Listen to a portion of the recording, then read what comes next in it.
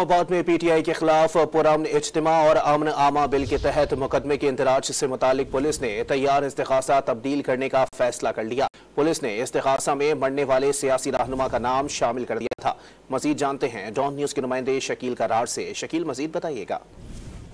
बिल्कुल, गुज़श्ता रोज पीटीआई का जलसा थाना संगदानी के एरिया में हुआ है, तो उसमें जो 26 नंबर चुंगी पर जो मुजाहरा हुआ था उसमें तोड़ फोड़ और पथराव हुआ था, तो उस दौरान में मुकदमा दर्ज करने का फैसला किया गया था। लेकिन थाना सुंबल का जो इस्तिगासा था वो लीक हो गया और मीडिया तक पहुंच गया, जिसमें एक शख्स मलक इम्तियाज जो चंद कवर पहुंच चुके थे, उनका ताल्लुक नून लीग था, बाद में पीटीआई शामिल हुए थे।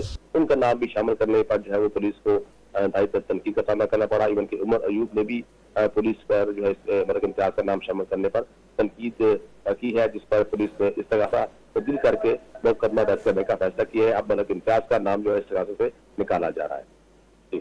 अच्छा शकील, ये भी बताइएगा पीटीआई के कौन कौन से रहनुमाओं के नाम जो हैं वो इस्तिगासा में शामिल हैं?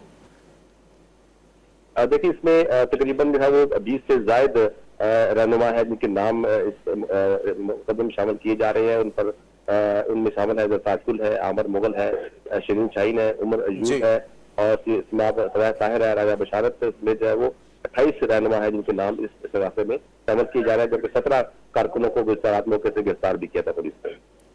बहुत शुक्रिया शकील करार।